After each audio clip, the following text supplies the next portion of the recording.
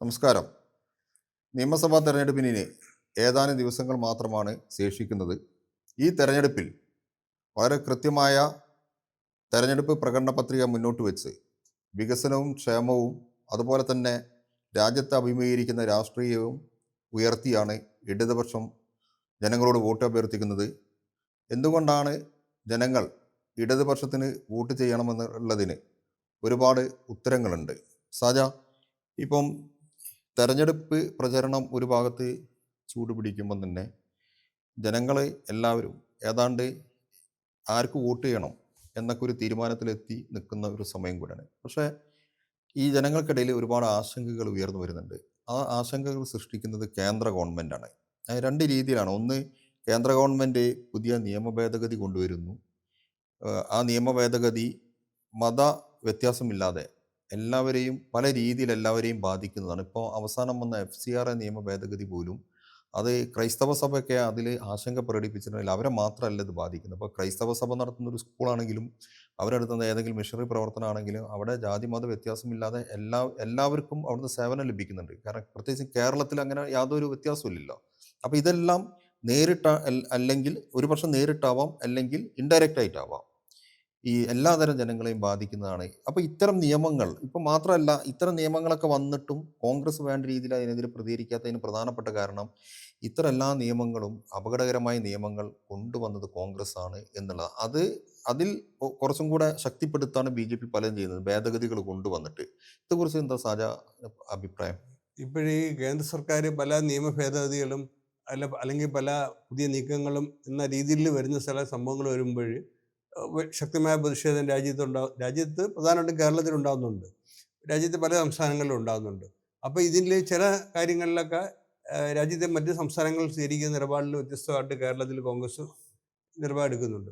ഇപ്പം ഈ പറഞ്ഞതുപോലെ FCRA നിയമ ഭേദഗതി, അത് പുതിയ ഒരു നിയമ ഭേദഗതി ബില്ല് കൊണ്ടുവരാൻ വേണ്ടി അവർ എല്ലാം തയ്യാറെടുത്ത് ഇതിൻ്റെ മാറ്റി. ഈ FCRA നിയമത്തിൻ്റെ കാര്യം പറയുമ്പം നിയമ ഭേദഗതിയാണല്ലോ ഇപ്പോൾ വരുന്നത്.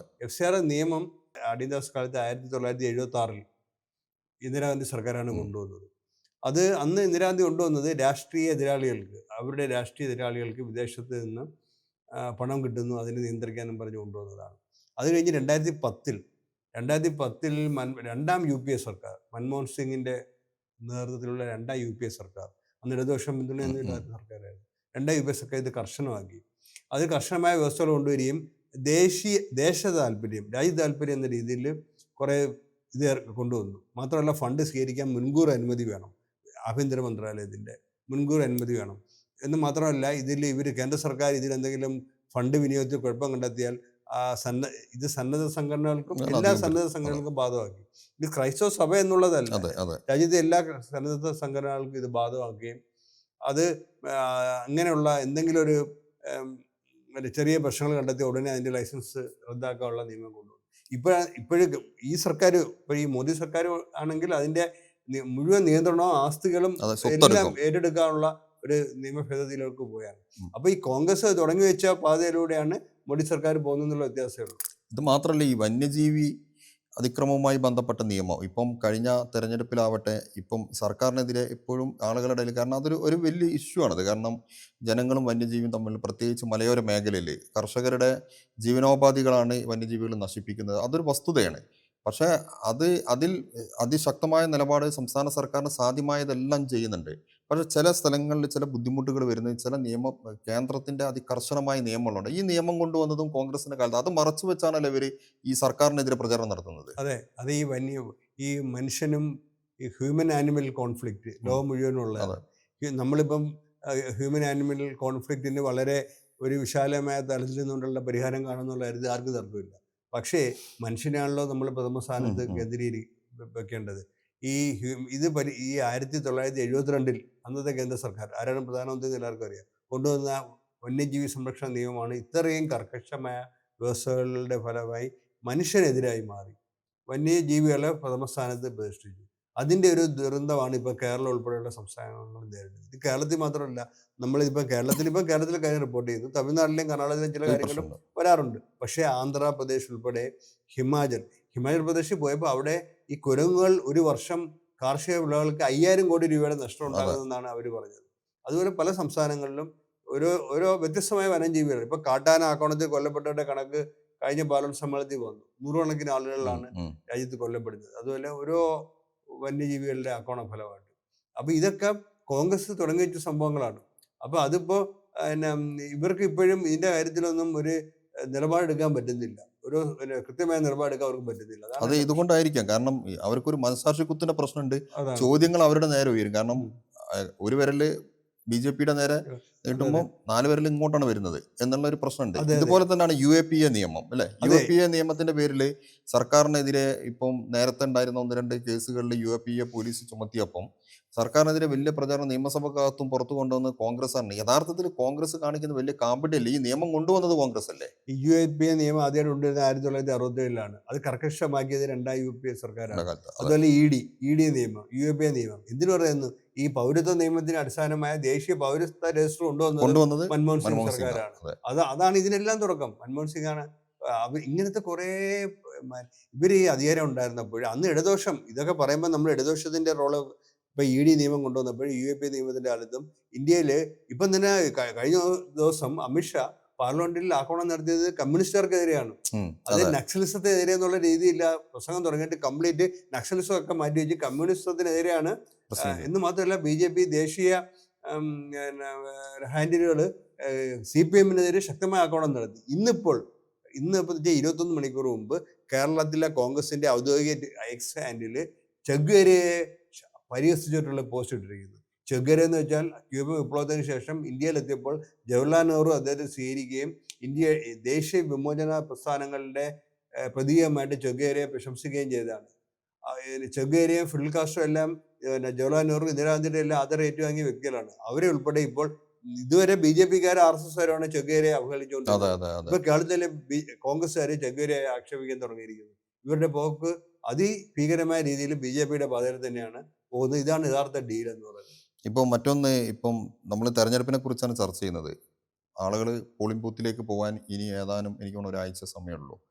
അപ്പോൾ പ്രധാനപ്പെട്ട് നമ്മൾ എല്ലാവരും ഇപ്പം ഏത് രാഷ്ട്രീയക്കാരാവട്ടെ, ഏത് മതത്തിൽ അല്ലെങ്കിൽ വിഭാഗങ്ങളിലൊക്കെ ഉള്ള ആളുകൾ അടിസ്ഥാനപരമായിട്ട് ആഗ്രഹിക്കുന്നത് എപ്പോഴും സമാധാനമാണ്, ശാന്തിയും സമാധാനം. ഇപ്പം നമുക്ക് വ്യവസായം വരണമെങ്കിൽ അല്ലെങ്കിൽ സ്വസ്ഥതയോടുകൂടി കഴിയണം നമ്മുടെ തലമുറയെ, നമ്മുടെ മക്കൾ ഉൾപ്പെടെയുള്ളവർക്ക് നല്ല വിദ്യാഭ്യാസം, എല്ലാത്തിനും ഒരു സമാധാനം വേണം. അപ്പോൾ ഉത്തരേന്ത്യയിലൊന്നും ഇല്ലാതെ, കാരണം മണിപ്പൂരിൽ വർഗീയ കലാപത്തിൻ്റെ തീപ്പോഴും 3 കിട്ടിയിട്ടില്ല. വർഷമായി. 3 വർഷമായി ഇപ്പോഴും കിട്ടിയിട്ടില്ല.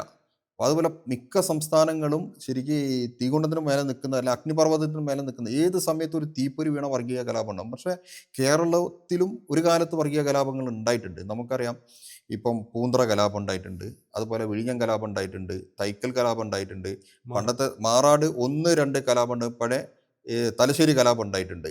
അതുപോലെ തന്നെ ചില വർഗീയ അസ്വസ്ഥതകളും ഉണ്ടായിട്ടുണ്ട്. പക്ഷെ കഴിഞ്ഞ 10 വർഷമായി, കാരണം ജനങ്ങൾ വളരെ സെൻസിറ്റീവായി ചിന്തിക്കുന്ന കാലം കൂടെ, സോഷ്യൽ മീഡിയ അതിശക്തമായ കാലമാണ്. ഇപ്പം ഏത് രീതിയിലും ചിത്രീകരിക്കാൻ പറ്റുന്ന കാലമാണ്.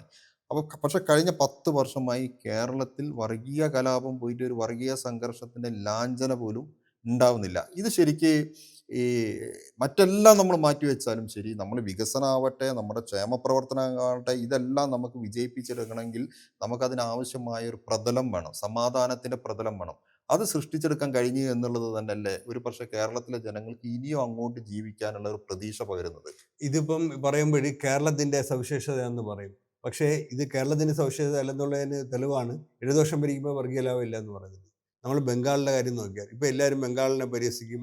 പക്ഷേ ബംഗാള് ഇന്ത്യക്ക് സ്വാതന്ത്ര്യം കിട്ടുമ്പോൾ ഇന്ത്യയിൽ വർഗീയ ലാഭം, അതിരൂക്ഷമായ വർഗീയ ലാഭം നടന്ന സ്ഥലം ബംഗാളായിരുന്നു. അതിന് ഏറ്റവും വലിയ ഉദാഹരണം രാഷ്ട്രപിതാവായ മഹാത്മാഗാന്ധി ഡൽഹിയിൽ സ്വാതന്ത്ര്യത്തിന്റെ ആഘോഷങ്ങളിൽ പോലും പങ്കെടുക്കാതെ ബംഗാളിലെ കലാപ മേഖലകൾ ഉപവസിക്കുകയായിരുന്നു. 1947 നടന്ന സംഭവമാണ്. അത് കഴിഞ്ഞിട്ട് പിന്നെയും വർഗീയ കലാപം അവിടെ ആവർത്തിച്ചിട്ടുണ്ട്, പലതവണ ആവർത്തിച്ചിട്ടുണ്ട്. പക്ഷേ ഇടതുപക്ഷം അധികാരത്തിൽ വരികയും 1960-കളുടെ അവസാനത്തോടെ ഇടതുപക്ഷം അധികാരത്തിൽ വരികയും തുടർന്ന് 35 വർഷത്തോളം ബംഗാളിനെ വർഗീയ കാലുഷ്യമില്ലാത്ത സമാധാനത്തിന്റെ ഭൂമിയാക്കി മാറ്റി. ഒരു വർഗീയ ഇപ്പം ജനങ്ങൾക്ക് ജീവിക്കാൻ കൊള്ളാവുന്ന സംസ്ഥാനമാക്കി ബംഗാളിനെ മാറ്റിയെന്ന ജ്യോതി ബാസുവിന്റെ നേതൃത്വത്തിലുള്ള ഗവൺമെന്റ്. അവിടുത്തെ ഏറ്റവും വലിയ നേട്ടങ്ങളിലൊന്ന് മതസൗഹാർദ്ദത്തിന്റെ എന്നുവെച്ചാൽ വൻതോതിൽ ന്യൂനപക്ഷങ്ങൾ, ഏതാണ്ട് 3-1 ന്യൂനപക്ഷങ്ങളുള്ള സംസ്ഥാനമാണ് ബംഗാൾ. പിന്നെ അല്ലാതെ തന്നെ ദാരിദ്ര്യത്തിന്റെ ഇതെല്ലാം കുറെ പരിഹരിച്ചു. അങ്ങനെ ബംഗ്ലാദേശിൽ നിന്നുള്ള കുടിയേറ്റം. കുടിയേറ്റം അത് അംഗീകരിച്ച സത്യമാണ്. ബംഗ്ലാദേശ് യുദ്ധം അതെല്ലാം അംഗീകരിച്ച കാര്യങ്ങളാണ്. അപ്പോൾ അങ്ങനെയുള്ള ബംഗാളിനെ മതസൗഹാർദ്ദത്തിൻ്റെ ഭൂമിയാക്കി മാറ്റിയത് ഇടതുപക്ഷമാണ്. ഇടതുപക്ഷം 2015 പോയ ശേഷം എന്താണ്, എല്ലാ ദിവസവും അവിടെ പോയി തൊട്ട് പിന്നാലെ തന്നെ, തൊട്ട് പിന്നാലെ വെച്ചാൽ ഉടനെ ഉണ്ടായില്ല കാര്യം, ആ ഇടതുപക്ഷത്തിൻ്റെ ഇതുണ്ട്. അത് കഴിഞ്ഞ് അധികം വൈകാതെ ഇപ്പോൾ BJPയും തൃണമൂൽ കോൺഗ്രസും ചേർന്ന് സൃഷ്ടിക്കുന്ന രണ്ട് കൂട്ടരും രണ്ട് വർഗീയതയെ താലോലിക്കുകയാണ്. ഇതിന്റെ ഫലമായി ബംഗാൾ ഇന്ത്യയിൽ ജീവിക്കാൻ കൊള്ളാത്ത ഒരു സംസ്ഥാനങ്ങളുടെ പട്ടികയിലുണ്ട്. ശരിക്കും മതധ്രുവീകരണം വല്ല ആഴത്തിലുണ്ട്. എനിക്കൊന്ന് ത്രിപുരയിലും ഇത് തന്നെയല്ലേ സംഭവിച്ചിട്ടുള്ളത്. ബംഗാൾ മതധ്രുവീകരണം മാത്രമല്ല, ആദിവാസികൾ ഇതര വിഭാഗങ്ങളും തമ്മിൽ ത്രിപുരയിലുണ്ട്. ബംഗാളിലും തന്നെ ചില ഭാഗങ്ങളിൽ ആദിവാസികൾ ഇതര ഗോത്രങ്ങളും തമ്മിലുള്ള കലാപം, വംശീയ കലാപങ്ങൾ. മണിപ്പൂരിന്റെ കാര്യം പറഞ്ഞു, നാഗാലാൻഡ്, മിസോറാം, ഇങ്ങനെ എല്ലാം മിക്ക അസമിൽ, ഇതെല്ലാ സംസ്ഥാനങ്ങളിലും അസമിൽ വർഗീയ ലാഭമുണ്ട്. അവിടെ എല്ലാം ഇടതുപക്ഷത്തിന് നല്ല CPM അടക്കമുള്ള പാർട്ടികൾക്കൊക്കെ നല്ല സ്വാധീനമുള്ള സംസ്ഥാനങ്ങളായിരുന്നു അസം. പക്ഷേ ചില പ്രാദേശിക പാർട്ടികളെ കോൺഗ്രസ് തന്നെ വളർത്തിക്കൊണ്ട് വന്ന ചില പ്രാദേശിക പാർട്ടികൾ അവിടെ വംശീയ ലാഭങ്ങൾ ഉണ്ടാക്കി, വർഗീയ ലാഭങ്ങൾ ഉണ്ടാക്കി, ഇതൊക്കെ ചെയ്തുകൊണ്ടിരിക്കുകയാണ്. അപ്പോൾ ഇതിന്റെ എല്ലാം ഫലം എന്ന് വെച്ചാൽ ഇടതുപക്ഷത്തിന്റെ ശക്തിയാണ് ഇതിൽ നിന്നെല്ലാം വ്യക്തമാകുന്നത്. കാരണം ഇടതുപക്ഷം വേണം, ഒരു സമാധാനം ഉണ്ടാവണമെന്ന്. കാരണം ഇടതുപക്ഷം ഉണ്ടാകുമ്പോൾ അത് ശരിക്കും ജനങ്ങൾക്കൊരു പരിചയമാണ്. ഇപ്പോൾ കർഷക സമരത്തിൽ നമ്മൾ മുംബൈയിലൊക്കെ നടന്ന ഏറ്റവും വലിയ കർഷക റാലിക്ക് നേതൃത്വം കൊടുത്തത് CPIM ആണ്. അപ്പം ഡൽഹിയിൽ നടന്ന കർഷക സമരത്തിൽ പോലും മുന്നിൽ CPM നേതാക്കന്മാരും CPM പ്രവർത്തകരാണ് ഉണ്ടായിരുന്നത്. അവർക്കൊരു ശരിക്കും ദിശാബോധം നൽകിയിട്ടുള്ളത്. സാജപ്പം മറ്റൊരു കാര്യം, രണ്ട് മുന്നണികൾ ഇപ്പം LDFൻ്റെയും UDFൻ്റെയും പ്രകടന പത്രികകൾ ഇറങ്ങി. പക്ഷേ ഈ പ്രകടന പത്രിക ഇറങ്ങും മുമ്പ് തന്നെ വലിയൊരു ട്രോൾ ഇറങ്ങിയിരുന്നു. അതായത് ഗ്യാരണ്ടി ഗ്യാരണ്ടി ഗ്യാരണ്ടി എന്ന് പറഞ്ഞിട്ട് പലതരം, നമ്മുടെ ആരുടെ ഗ്യാരണ്ടിയാണ് അംഗീകരിക്കേണ്ടതെന്ന് അറിയാതെ ആളുകൾ ശരിക്കും വല്ലാത്തൊരു കിളിപോയ അവസ്ഥയിലാണ്. കാരണം ഇന്ദിരാ ഗ്യാരണ്ടി എന്ന് പറയുന്നുണ്ട്, രാഹുൽ ഗ്യാരണ്ടി എന്ന് പറയുന്നുണ്ട്, കോൺഗ്രസ് ഗ്യാരണ്ടി എന്ന് പറയുന്നുണ്ട്. യഥാർത്ഥത്തിൽ ഈ ഗ്യാരണ്ടി എന്ന് പറയുന്നത് തന്നെ ഒരു തട്ടിപ്പല്ല. കാരണം കോൺഗ്രസിന്റെ ചരിത്രം അതാണല്ലോ. അതെ, കോൺഗ്രസിന്റെ ചരിത്രം എന്ന് വെച്ച് കഴിഞ്ഞാൽ ഇവർ പറയുന്നതല്ല, ഈ അന്നു മുതൽ ഇവർ പ്രഖ്യാപിച്ച വാഗ്ദാനങ്ങളും ഗ്യാരണ്ടികളും നോക്കിക്കഴിഞ്ഞാൽ ഇന്ത്യ ഒരു മധുര മനോജ്ഞ രാജ്യമായി മാറും. പക്ഷേ എന്തോ സംഭവിച്ചത്, ഇവരുടെ വാഗ്ദാനങ്ങളുടെ ഫലമായിട്ട് രാജ്യം കൊണ്ട് വർഗീയ ശക്തികൾക്ക് കൊടുത്തു. ഇവരുടെ വാഗ്ദാനങ്ങളും പിന്നെ വാഗ്ദാനങ്ങളെല്ലാം ലംഘിക്കപ്പെട്ട് ജനങ്ങളിൽ നിന്ന് അകന്നപ്പോൾ വീണ്ടും വോട്ട് തട്ടാൻ വേണ്ടി വർഗീയമായ മുതലെടുപ്പിന് ശ്രമിച്ചു.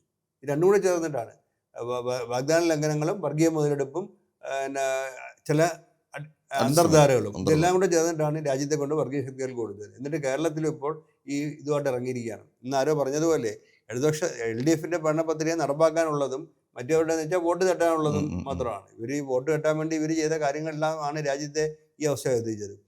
അപ്പം അത് ഇതിനകത്ത് ഓരോന്നെടുത്ത് നോക്കി അത് കാണാൻ കഴിയും. നമ്മൾ കൂടുതൽ ചർച്ച ചെയ്യേണ്ട കാര്യമില്ല. ഇവരിപ്പം പണ്ട് തൊട്ട് നടപ്പാക്കിയ ഗരീബി ഘടാവോ, ബേഗാരി ഘടാവോ, 20 ദിന പരിപാടി, അത് കഴിഞ്ഞിട്ട് പിന്നെ വന്ന സർക്കാരുകളുടെ കാലത്ത് രാജീവ് ഗാന്ധിക്ക് കുറേ സ്വപ്നങ്ങളൊക്കെ പങ്കുവച്ചു. അത് കഴിഞ്ഞിട്ട് മൻമോഹൻ സിംഗും നരസിംഹറാവും എല്ലാം നടപ്പാക്കിയ വാഗ്ദാനങ്ങൾ നമ്മൾ പലപ്പോഴും ചർച്ച ചെയ്യുന്നത് പോലെ ഒന്നാം UPA സർക്കാരിന്റെ കാലത്ത് ചെയ്ത ചില കാര്യങ്ങളല്ലാതെ അതാണ് ഇപ്പോഴും പറയാനുള്ളത്. അതാണ് അത് തന്നെ അത് പറയാം. അത് ഇടതുപക്ഷത്തിന്റെ 64 MP പിന്തുണ ഉള്ളത് കൊണ്ടാണ്. അന്ന് തന്നെ ചിദംബരം പറഞ്ഞൊരു കാര്യമുണ്ട്. ചിദംബരം അന്ന് ധനമന്ത്രിയാണ്. ചിദംബരം പറഞ്ഞു, എനിക്ക് ഇടതുപക്ഷത്തിന് പിന്തുണ ഉള്ളതുകൊണ്ട് പല കാര്യങ്ങളും ചെയ്യാൻ പറ്റുന്നില്ല. എന്താണ്? വിൽപ്പനയും മറ്റേ വ്യവസായമായിട്ടുള്ള അത് പറ്റിയില്ല. അതെനിക്ക് വലിയ ദുഃഖം ഉണ്ടെന്ന് പരസ്യമായിട്ട് പുള്ളി പറയുകയും ചെയ്തു. അപ്പോൾ അതാണ് ഇവരുടെ ഒരു ട്രാക്ക് റെക്കോർഡ്. ആ ട്രാക്ക് റെക്കോർഡും കൊണ്ട് ഇന്നിപ്പം ഇവിടെ ഈ UDFന്റെ ഭരണപത്രിക പുറത്തിറക്കിയത് രേവന്ത് റെഡ്ഡിയാണ്. ആരാണ് രേവന്ത് റെഡ്ഡി? മോഡി എന്റെ ബെഡാപ്പായി എന്ന് പറഞ്ഞ ആളാണ്. അതാണ് അദ്ദേഹം. അവിടെ തെലങ്കാനയിൽ ഇപ്പം കഴിഞ്ഞ ദിവസം അതാണ് കഴിഞ്ഞ ദിവസം തെലങ്കാനയിൽ പ്രഖ്യാപിച്ച് ഒന്നും കൊടുത്തിട്ടില്ല. ഈ പെൺകുട്ടികളുടെ വിവാഹത്തിന് വാഗ്ദാനം ചെയ്ത് ഹിന്ദുക്കൾക്ക് പ്രത്യേകം മുസ്ലിങ്ങൾക്ക് പ്രത്യേകം ഒന്നും കൊടുത്തിട്ടില്ല. പിന്നെ തെലങ്കാന സംസ്ഥാന രൂപീകരണത്തിന് വേണ്ടി സമരം ചെയ്ത രക്തസാക്ഷികളുടെ ആളുകൾക്ക് ഭൂമി കൊടുക്കുമെന്ന് പറഞ്ഞു, അത് കൊടുത്തിട്ടില്ല. പെൺകുട്ടികൾക്ക് ബൈക്ക് കൊടുക്കും, ലാപ്ടോപ്പ് കൊടുക്കുമെന്ന് പറഞ്ഞു, അതും കൊടുത്തിട്ടില്ല. ഇതൊന്നും കൊടുത്തിട്ടില്ല. കർണാടകയിലും മുൻ സർക്കാർ കൊടുത്ത കാര്യങ്ങൾ, TRS സർക്കാർ കൊടുത്ത കാര്യങ്ങൾ ഒരു കൊടുത്തിട്ടില്ല എന്നാണ് വാർത്തകൾ വരുന്നത്. ഇപ്പോൾ കർണാടകയിലും ഇതുപോലത്തുള്ള വഞ്ചനയാണ് നടക്കുന്നത്. മാത്രമല്ല കേരളത്തിലെ ജനങ്ങൾക്ക് 2011 മുതൽ 2016 കാലം കൂടെ അവരുടെ ഓർമ്മ, നമ്മളിപ്പം ഓർമ്മിപ്പിച്ചുകൊണ്ട് ഇരുളടഞ്ഞ കാലം, ആ കാലത്തിലേക്ക് പോകാൻ ഏതായാലും കേരളത്തിലെ ജനങ്ങൾ ആഗ്രഹിക്കില്ല എന്നുള്ള കാര്യം ഉറപ്പാണ്. അതുകൊണ്ട് ഈ രണ്ട് പ്രകടന പത്രികകളും കേരളത്തിലെ ജനങ്ങൾ സൂക്ഷ്മമായി വിശകലനം ചെയ്യും. അതിന് ശേഷിയുള്ളവരാണ് കേരളത്തിലെ വോട്ടർമാർ.